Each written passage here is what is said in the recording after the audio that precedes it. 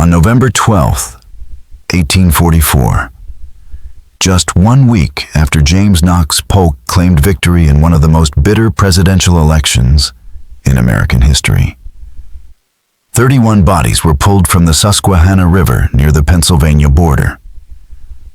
Every man carried the same eerie mark, a crude X cut into the left palm, and each one clutched a soaked ballot bearing the same candidate's name.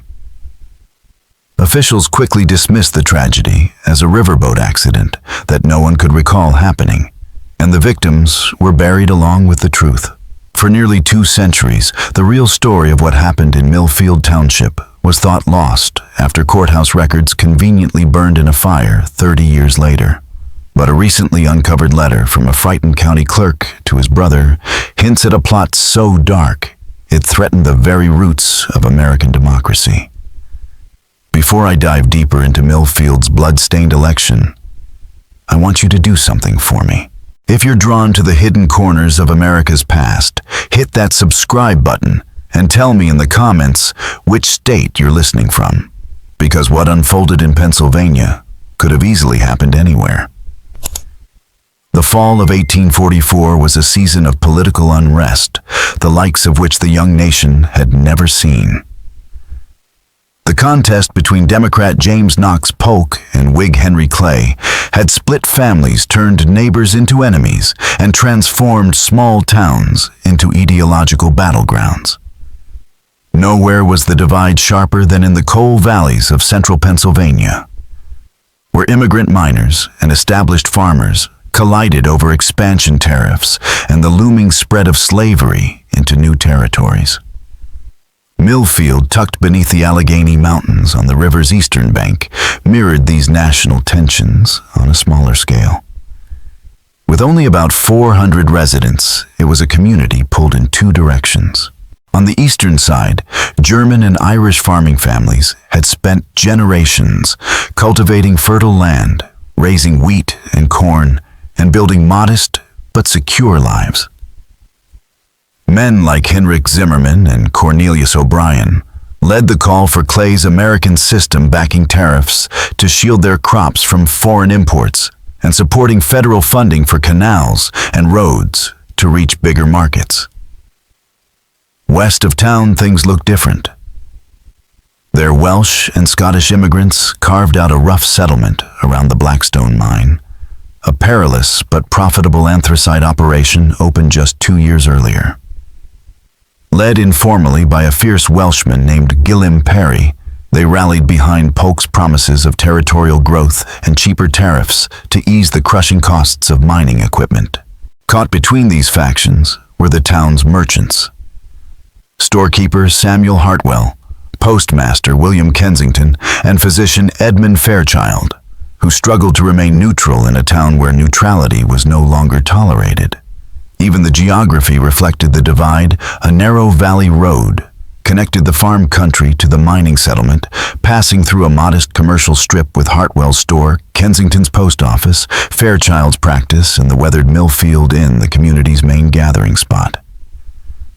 Looming just south stood the limestone courthouse built a decade earlier with community funds. By October of 1844, that courthouse had become the very heart of Millfield's escalating political crisis. Township elections in Millfield were set for November 5th, the same day as the national contest, and what had once been a matter of quiet agreement among neighbors had turned into a fight that split the community in 2. The post of township supervisor, usually held without challenge by Heinrich Zimmerman, was now contested by Gillim Perry, while the tax collector's seat, long managed by William Kensington, faced opposition from Perry's brother-in-law, Owen Pritchard. Most divisive of all was the role of justice of the peace, a position with the power to settle property disputes, authorize arrests, and officiate marriages, which now had 4 men vying for it. In the days leading up to the vote, political maneuvering gave way to open hostility.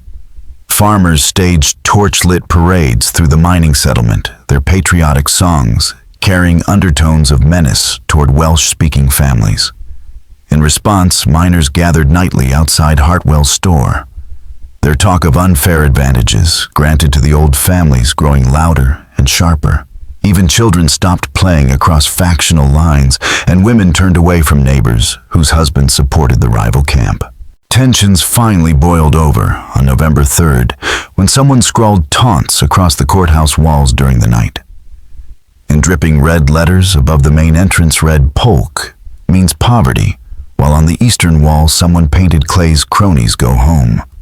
The next morning, as residents gathered to view the defaced building, angry words turned into shoves until Dr. Fairchild intervened, warning he would summon the county sheriff from 30 miles away if order wasn't restored. That evening, both sides held rallies that lit up the valley in opposition. Farmers packed into Zimmerman's barn, where he gave a fiery speech about protecting the traditions that sustained their community. Meanwhile, miners circled a bonfire near the Blackstone mine as Perry promised fairness and opportunity for working men. Each side could see the other's flames glowing in the distance, and as the night wore on, those fires seemed to flicker with an almost threatening promise. Within 3 days, 31 of those men would be dead, and the rest would be left haunted by the question of whether some truths are simply too dangerous to uncover. Election Day, November 5th, dawned gray and biting cold. A frost coated the Susquehanna Valley, and a sharp wind carried the scent of snow. From first light, the town stirred with the knowledge that this would not be a routine election. The courthouse opened at sunrise, as the law required, with Judge Ezra Hawthorne, a stern veteran of local politics, now in his 70s, presiding. He found the square already divided. Zimmerman and his farmers gathered on the eastern side, speaking in low voices of German and English, while Perry's miners clustered to the west, their soot-darkened faces under wool caps, muttering in fast Welsh that grated like stone on stone. The voting process itself seemed calm, almost deceptively so. By law, ballots were handwritten and dropped into a locked wooden box under the watch of 3 judges. Hawthorne Hartwell, the merchant, and in a compromise that pleased no one, Thomas Brennan, an Irish farmer from the township's edge. One by one, men approached the courthouse, cast their votes, and departed. The air was thick with restraint, like steam hissing inside a sealed kettle. Women and children watched silently from doorways, barred from the ballot, but no less invested, while even the dogs lingered close to their owners, steering clear of the courthouse square. At noon, as Judge Hawthorne paused the proceedings for a meal, the fragile calm shattered. From the direction of the Millfield Inn came a commotion, and into the square stumbled Owen Pritchard Perry's brother-in-law and candidate for tax collector, blood streaking his face and his coat torn open. Behind Owen, Pritchard came 3 men. No one in Millfield recognized, strangers with the look of rivermen. Heavy boots caked in mud, and walking sticks that looked more like clubs. Pritchard, still bleeding, pointed at them and rasped. They tried to buy my vote, offered me $50 to drop out of the tax collector's race. When I refused, they said I'd regret it. Heinrich Zimmerman stepped forward, his face red with anger. Who are these men? They've no place in our election. The largest of the strangers, a broad-chested figure with streaked gray whiskers, spat into the frozen grass. Name's Pike, he growled, his accent thick with the cadence of the Ohio River. These are my associates, Crawford and Wade. We represent certain interests that want to see this election conducted fairly. Judge Ezra Hawthorne, old but commanding, rose to his full height. I don't care who you represent. This is a local election for local people. You will leave at once or face arrest for disturbing the peace. Pike let out a laugh that grated like gravel sliding from a bucket. Arrested by who? Your sheriff's 30 miles away, and from what I hear, he's got his hands full with trouble of his own. We're staying until every last vote is counted. What followed would divide Millfield's memory for generations. Gilliam Perry, his patience exhausted and his temper stoked by months of insult, stepped across the square and faced Pike. You heard the judge. Leave our community in peace. Pike studied him with cold amusement. A Welsh coal miner, eh? Knew it. Always stirring up trouble where you don't belong. From his coat, Pike produced a folded paper and held it high. Matter of fact, we've got a list here, men who shouldn't be voting today. And your name's right at the top. The paper, covered in scrawled handwriting, was too distant for the crowd to read clearly. But the length was obvious, 30 or 40 names, some already struck through with thick black lines.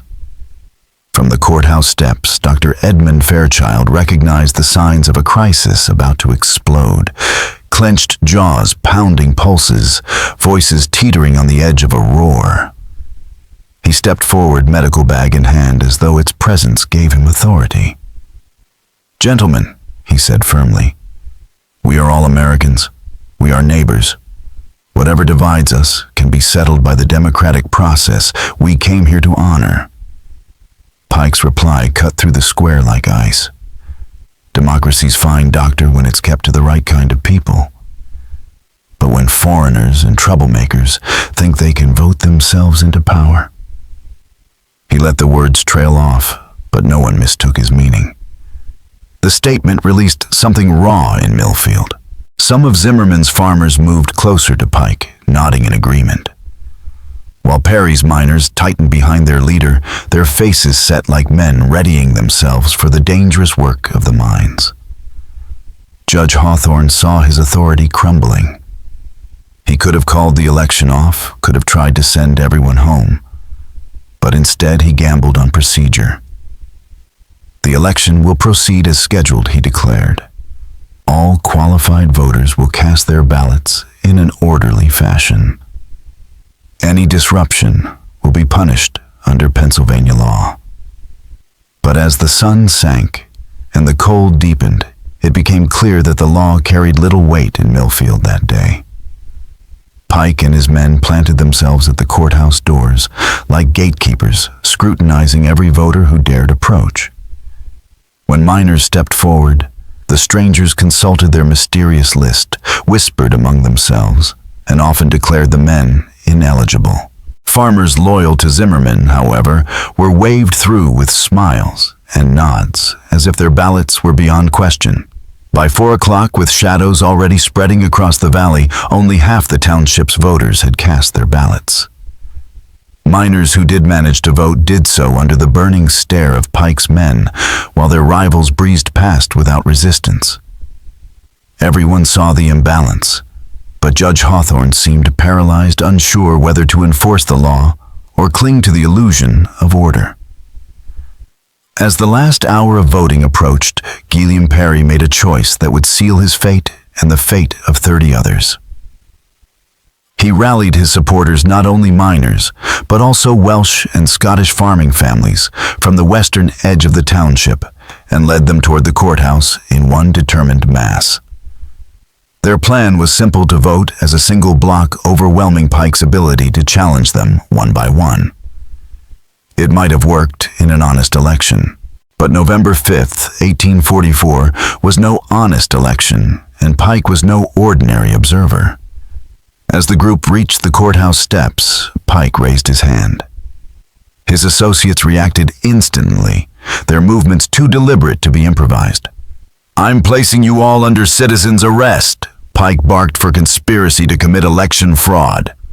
Outraged miners shoved forward, demanding to know what authority he had to make such a claim. Farmers, convinced their rivals were attempting to storm the ballot box by force, rushed to block the entrance. Then, in the confusion, someone no one ever learned who threw the first punch. The square erupted. Fists smashed into faces, curses filled the air in English, German, and Welsh. Women screamed for their husbands to stop. Children bolted for hiding places behind fences and barns. Judge Hawthorne forced his way into the chaos, trying to shout the crowd into submission, but his voice was swallowed by the roar of violence. Fairchild tossed aside his medical bag and grabbed men by their shoulders, dragging them apart while begging them to come to their senses. The fight might have sputtered out from exhaustion, as such battles sometimes do, but Pike hadn't come unprepared. In the thick of the brawl, a sharp whistle split the air, carrying from the direction of the Susquehanna.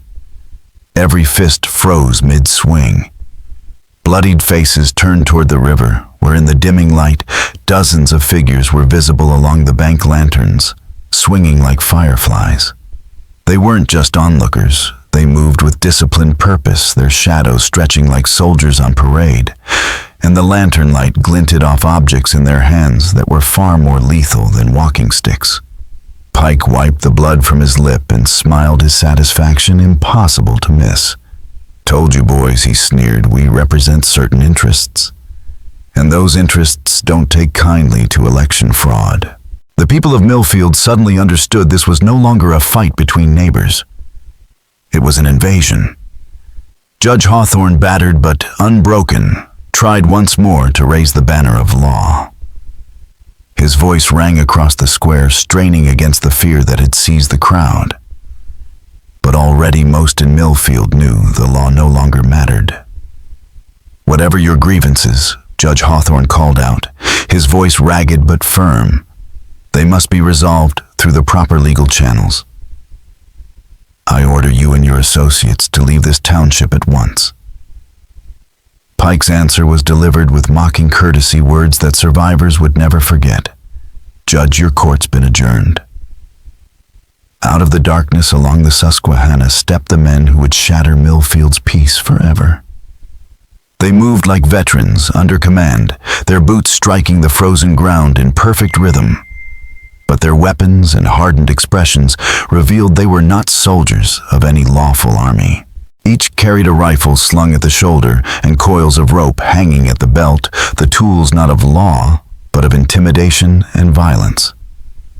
At their head strode a figure who gave only the name Captain Thorne.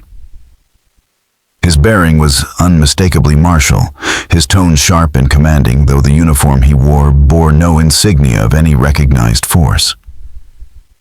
He conferred briefly with Pike, then turned to face the assembled townspeople. "Citizens of Millfield," Thorne declared, his voice slicing through the cold night air. "We have evidence of election fraud, conspiracy against lawful government, and seditious activity meant to undermine American democracy. Under authority vested in me by concerned patriots, I declare this township under provisional supervision until order is restored." The declaration sent ripples of panic through the square. Hinrich Zimmerman, his face bloodied but his resolve unbroken, stepped forward. "By what authority do you make such a claim? We are citizens of Pennsylvania governed by the Constitution of these United States." Thorne's reply was a knife of cold certainty. "The Constitution protects loyal Americans, Mr. Zimmerman. It does not shield those who would subvert the Republic through fraud and violence." At his signal, two men unfurled a document heavy with seals and signatures, its appearance convincing at a distance, though, to Judge Hawthorne's experienced eye, it bore the marks of forgery. But with rifles gleaming in lantern light, no one dared question its legitimacy aloud. Dr. Edmund Fairchild, steady even under crushing pressure, stepped forward in appeal. "Captain Thorne, if there are concerns about election integrity, they must be investigated through lawful authorities at the county seat. This is not the way to preserve justice." Thorne's reply revealed the depth of the movement behind him. "Dr. Corruption runs deeper than you imagine. County, state, even federal offices have been compromised by the same foreign influences that plague this valley.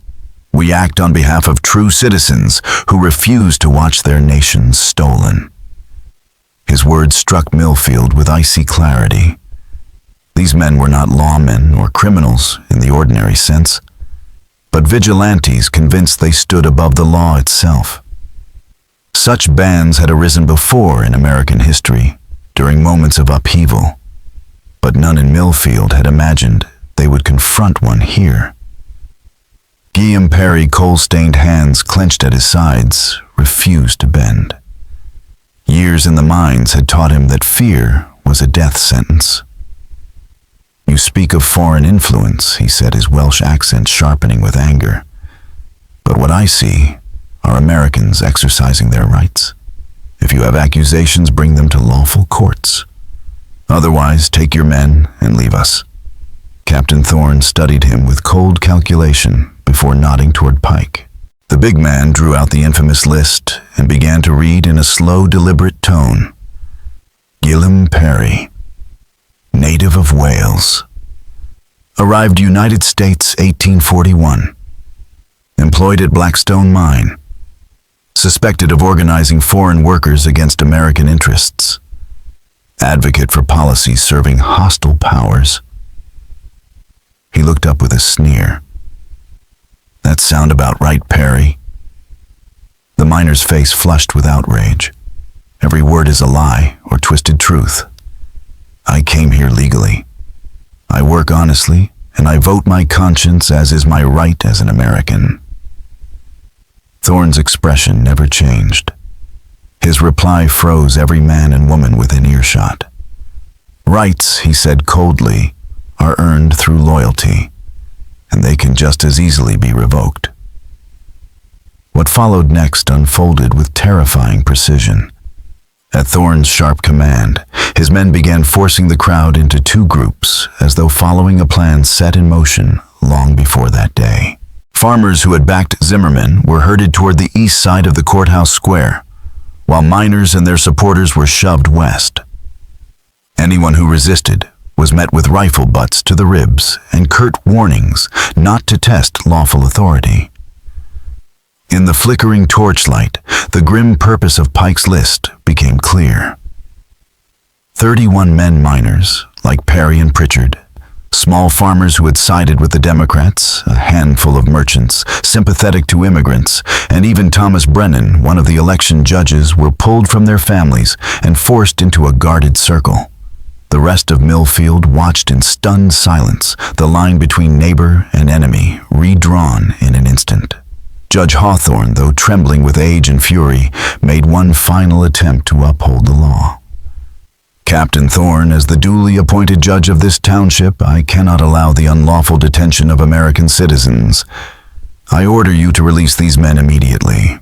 Thorne looked at him with disdain that cut deeper than any shouted insult. "Judge, your appointment comes from a system so corrupt we no longer recognize its authority. These men are detained pending investigation of subversive activities. Unless you prefer to join them, I suggest you restrict yourself to observing." The threat hung heavy in the square, and Hawthorne, his heart breaking, realized that defiance would not only doom him, but might bring ruin on the families already cowering in the shadows. With night fully descended on the Susquehanna Valley, Thorne's men lit more torches, their flames casting long, shifting shadows that made the courthouse square resemble some dreadful medieval tribunal. "Citizens of Millfield," Thorne announced, his voice calm but commanding. "We will now proceed with a proper investigation of the seditious influences that have corrupted your community. Those who cooperate will be treated fairly. Those who obstruct justice will face the consequences." The 31 prisoners stood clustered together, hemmed in by armed guards, their faces a mix of defiance, fear, and disbelief. On the outskirts of the square, their wives and children tried to rush forward, only to be shoved back by rifle stocks. Samuel Hartwell, the merchant who had tried so hard to stay neutral through weeks of rising tension, found himself unable to remain silent. "Captain, these men's only crime is casting their votes as free citizens. Surely that cannot be sedition in America." Thorne's smile stayed fixed, but his eyes hardened like steel. "Mr. Hartwell, voting is indeed sacred. But fraudulent voting, conspiring with foreign elements, and plotting to subvert lawful government are crimes that demand punishment." Hartwell's voice shook, but he pressed on, knowing someone had to.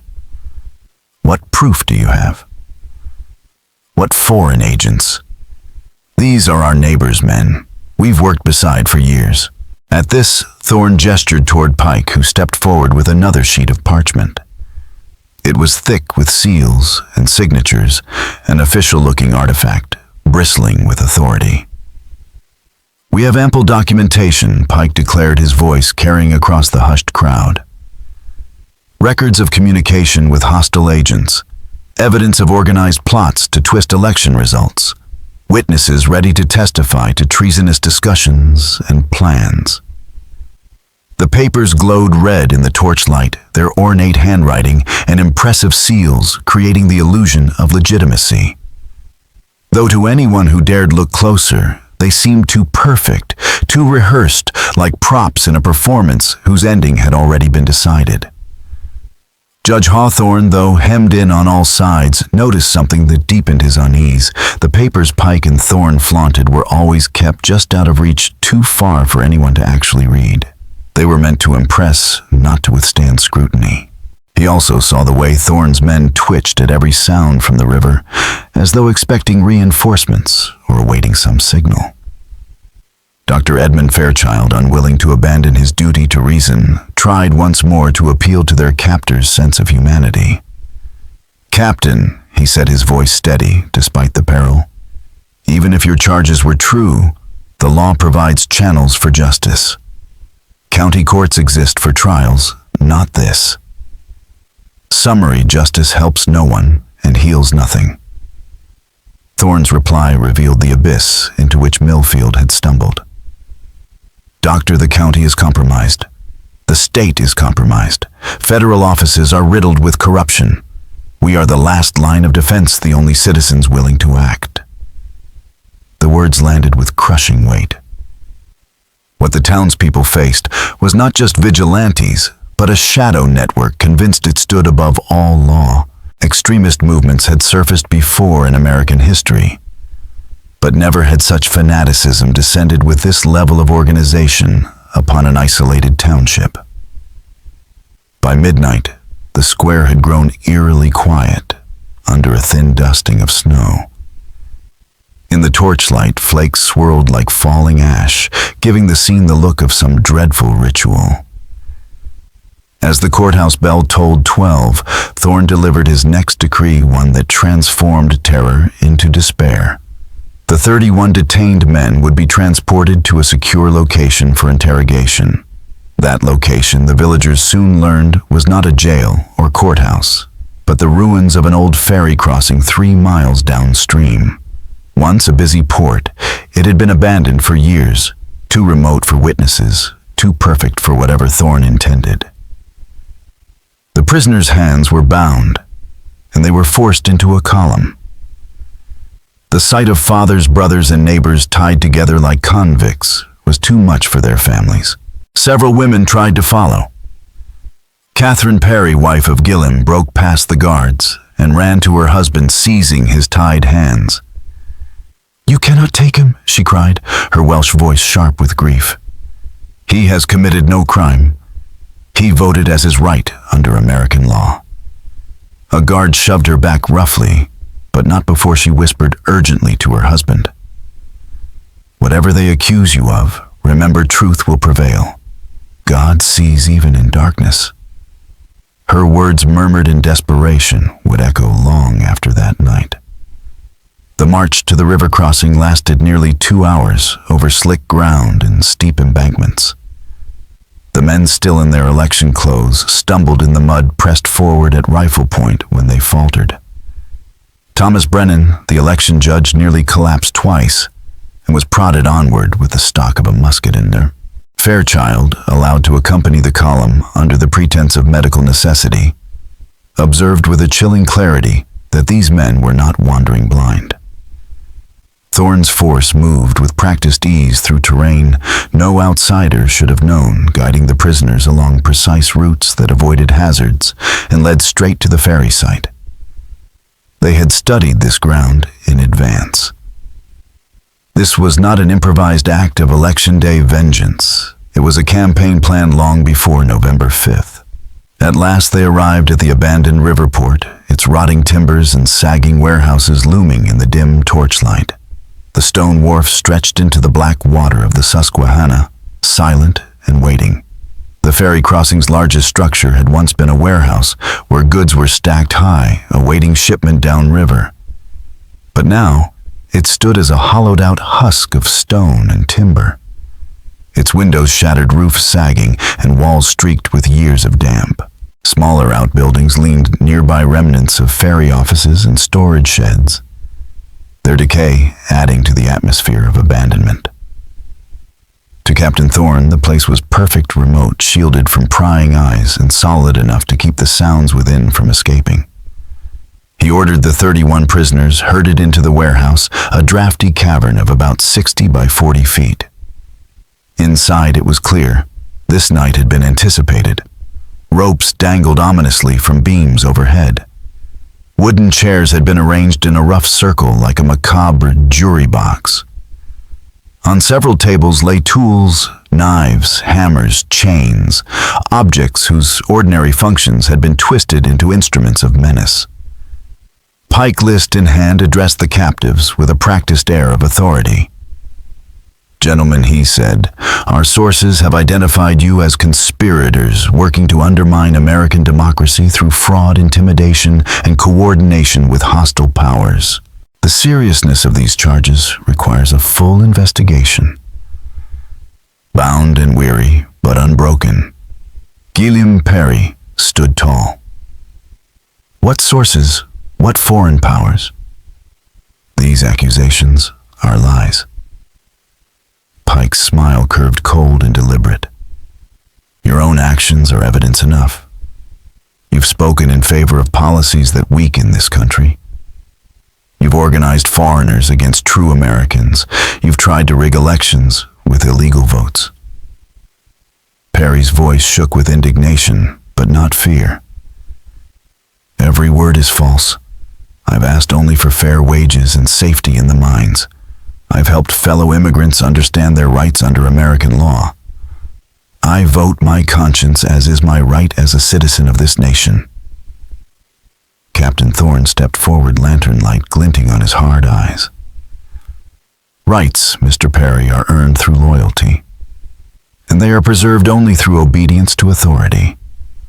Foreign-born agitators who conspire against America forfeit all protection." The words struck like a blade not only at Perry, but at every man in the room. If citizenship could be erased with an accusation, then no one's rights were secure. Dr. Fairchild, who had tended men of every background in his years of practice, refused to stay silent. Captain, guilty or innocent, these men are entitled to counsel charges, a jury. To strip them of that is to abandon the very principles that built this nation. Thorne's reply exposed the depth of the creed guiding him. "Doctor, the justice you speak of has been poisoned. Courts, legislatures, even Congress itself corrupted by foreign money and traitors. We are restoring original principles, loyalty above legal tricks, patriotism above procedure." What followed through the night carried Millfield into nightmare. The prisoners were dragged one by one from the circle. Questions about how they had voted, who they had spoken to, whether they had ties to foreign radicals, were accompanied by methods so cruel, Doctor. Fairchild recognized them instantly for what they were. The warehouse filled with a rhythm of horror. The creak of ropes, the metallic clang of tools, repurposed for pain, and the raw human screams that ripped through the torchlit gloom. The interrogations were not chaotic outbursts of violence. They were systematic, deliberate, as though someone had drawn up a procedure to root out loyalty like ore from stone. By dawn of November 6th, the Susquehanna Valley had become host to something its people would never forget. Not just an election crisis, but an assault on the very idea of American freedom. Thorne's men seemed to know everything. They rattled off details of each prisoner's life with chilling precision, who had relatives sympathetic to Irish independence, which farmers had spoken against territorial expansion, which merchants traded too freely with new immigrants. This wasn't Election Day suspicion. It was the product of long, careful surveillance dossiers compiled over months or even years. Millfield had been studied, cataloged, and judged by forces its people never saw coming. When daylight filtered through the warehouse's broken panes on November 6th, the devastation of the night stood revealed. The patterns were unmistakable. The interrogations weren't about truth. They were about manufacturing guilt. The men were pushed to confess to crimes no one had committed, their answers written down as proof to justify what Thorne's militia had already decided. Most terrifying of all, the interrogators spoke in casual tones about final solutions, as if the fate of Millfield's 31 had been predetermined from the start. By mid-morning, the hope of release evaporated. The captives realized there would be no transfer to county jail, no trial, no chance to clear their names. Some, like Gilliam Perry, held firm in defiance, refusing to bow even as he bled. Others, worn down and broken, began whispering false confessions in the faint hope that compliance might save them. A few men closed their eyes and turned inward, praying or murmuring last words to companions who had become like family in their shared doom. Dr. Fairchild, even under guard, tried to fulfill his oath. Using scraps from his medical kit, he scrawled a message describing what had happened at the ferry crossing. When no one was looking, he tucked it into his coat, hoping desperately it might someday be found and tell the world what befell Millfield's missing men. By afternoon, the preparations were impossible to ignore. Boats were drawn up at the wharf. Guards checked ropes again and again and posted sentries along the riverbank to keep watch for unwanted eyes. Inside the warehouse, the prisoners filled their last hours with whatever dignity they could muster. Some talked of escape, though they all knew it was impossible. Others whispered messages for their wives and children, words they hoped might outlive them. A few argued bitterly over politics, trying to make sense of how ideals and votes had led to such a fate. Most fell into a heavy silence, broken only by the shuffle of feet or the sound of stifled sobs. Thomas Brennan, the election judge, wrestled with guilt. If I had refused to serve, he murmured to Owen Pritchard, maybe they'd have gone elsewhere. Maybe another town would bear this curse instead of ours. Pritchard, terrified but steady, put a hand on his shoulder. No, Thomas. You did your duty. The evil is theirs, not ours. We stood for our community. That is no crime. It was then that Captain Thorne entered his boots, striking the floor with deliberate weight. He surveyed the circle of battered men as though they were soldiers awaiting orders. Gentlemen, he declared, voice firm and resonant, you have been found guilty of sedition, conspiracy, and treason against the United States. With lawful institutions compromised and the nation under threat, your punishment will be carried out here under the judgment of loyal American citizens. A hush fell across the warehouse, broken only by ragged, desperate breaths. Even those who had feared this outcome were stunned by the cold certainty of the sentence. Gilliam Perry, beaten and bloodied but unbroken, raised his head. With the last of his strength, he found his voice one final time. Captain Thorne's tribunal reached its inevitable end when Gilliam Perry, battered but unbowed, raised his voice above the fear and silence. Captain Thorne, history will judge what you do here.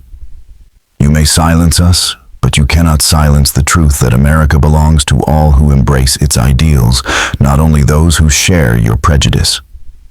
Thorne's reply revealed the full rot of his cause. Mr. Perry, history is written by survivors. After tonight, your ideals will serve only as a warning about the price of disloyalty. As darkness closed over the Susquehanna on November 6, 1844, Thorne's men set their grim plan into motion. The execution of 31 men required precision, and every step had been rehearsed. Each prisoner was bound, weighted with stones, ferried out into the current, and cast into the deep water where the river would claim them.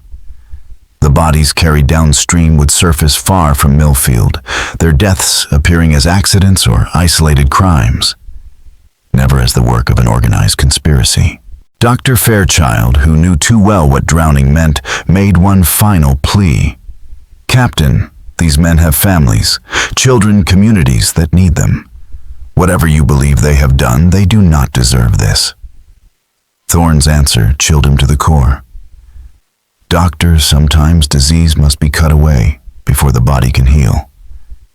These men are a cancer. Their removal is not murder, it is surgery. In that single metaphor, Thorne revealed the fanaticism that allowed him to see slaughter as salvation, treason as duty. Pike managed the operation with the efficiency of a quartermaster. Boats were staged along the wharf stones, stacked and ready. Lanterns illuminated the work, but were shielded from the far bank, hiding the crime from distant eyes. The smooth, practiced rhythm of the men suggested this was not their first massacre. If Millfield was only one stop in a wider campaign, then the number of vanished souls could already stretch far beyond the valley. The prisoners were marched from the warehouse in small groups. Some tried to flee only to be beaten bloody. Others begged for mercy, offering confessions to imaginary crimes, or promises to leave America forever. A few held their silence, staring into the night with a dignity that could not be stripped away. The first to be loaded were the oldest, whether out of cruelty or a warped sense of pity, none could say. Thomas Brennan, the election judge who had tried only to serve his township with fairness, was among the first. He was forced into a boat with 3 guards, and the others left on shore, listened as the oars faded into the dark. Then came a faint commotion on the water, a splash and silence. The boat returned empty. One by one the pattern repeated. Each vessel carried men into the black current and returned lightened of its burden. Those who remained stood in line, their breaths shallow, their eyes fixed on the river they would soon join. Dr. Fairchild, placed near the end, forced himself to keep observing even as his own death crept closer. He noticed that not all of Thorne's men moved with the same conviction. Some trembled, their hands shaking on rifle stocks. Others blinked rapidly, their faces twisting with the effort of suppressing conscience. The doctor's trained eye recognized the signs of men unraveling inside, torn between obedience to command and the knowledge that they were participants in something monstrously wrong.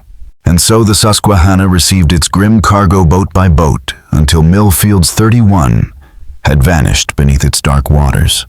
On the shore, only the guards, the conspirators, and the faint hiss of lanterns remained to witness the erasure of a community's men in the name of a warped vision of America. These were not hardened killers born to cruelty, but ordinary men reshaped by fear and conviction into tools of atrocity. They had been persuaded that their brutality served a higher cause, that silencing neighbors was patriotism rather than murder. For Dr. Fairchild, that recognition provided a fragile ember of hope.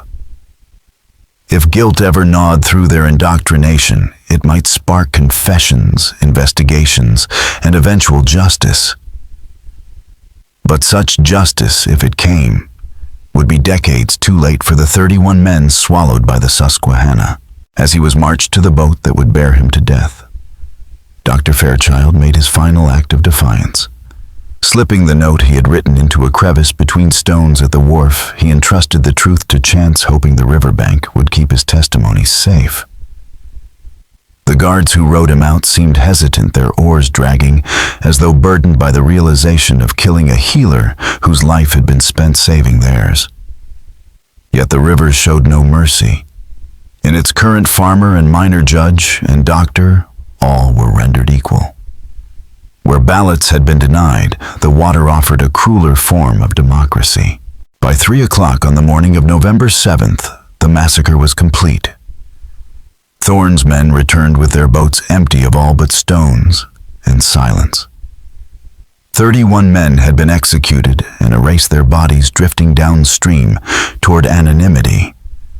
Yet Thorne's perfect plan began to unravel almost at once. The first sign was a horse.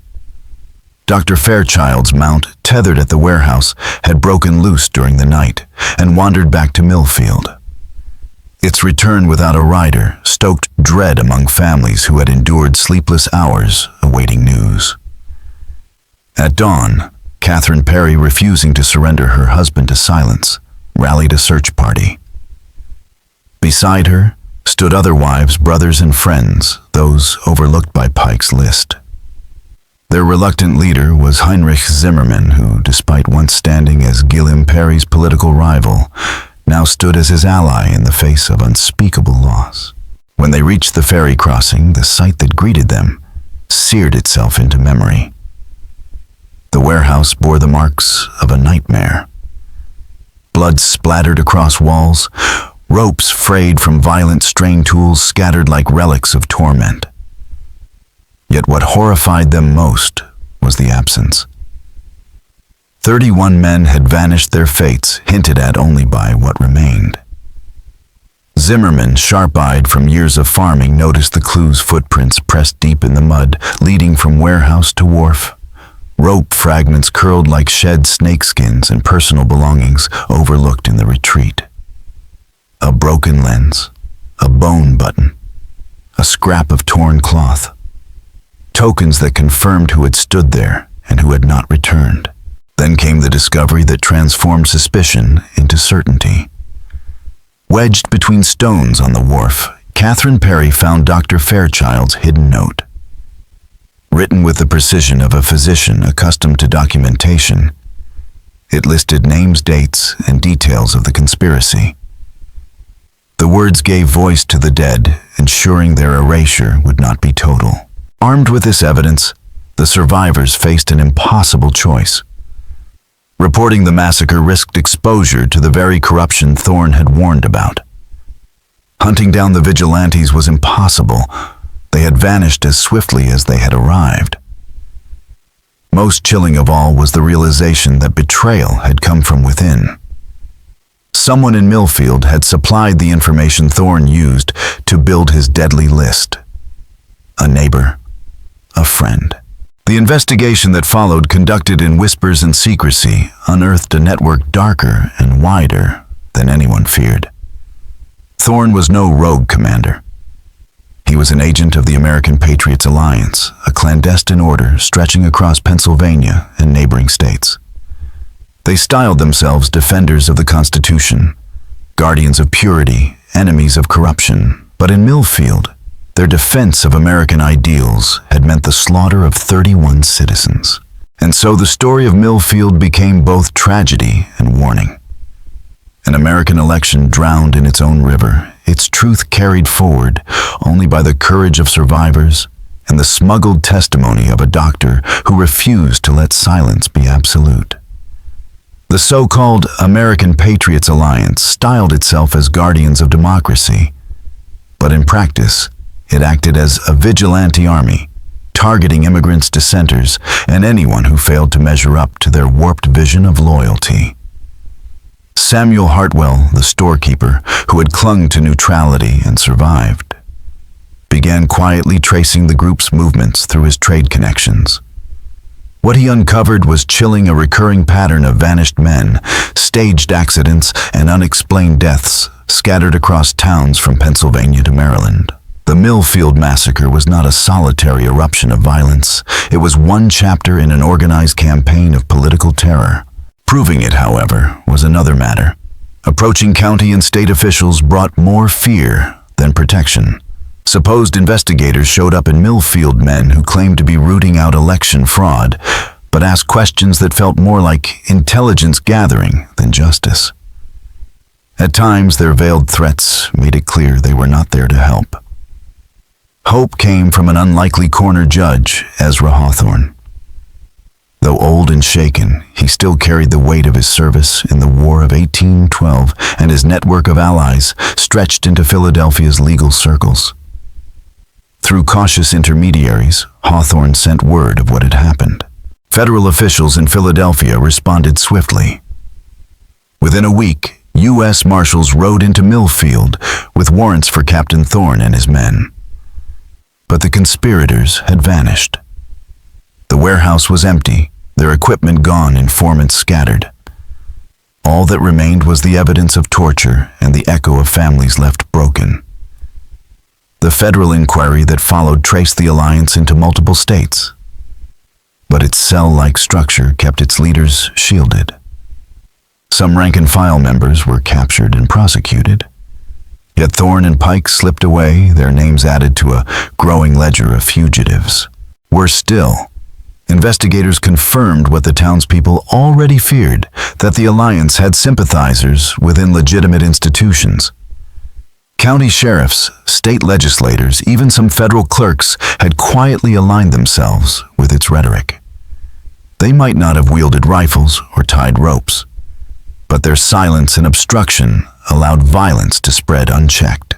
The Millfield case established early federal precedents for intervening in political violence, but that brought little solace to widows and orphans. The 31 men were gone forever, their bodies unrecovered, their killers unpunished.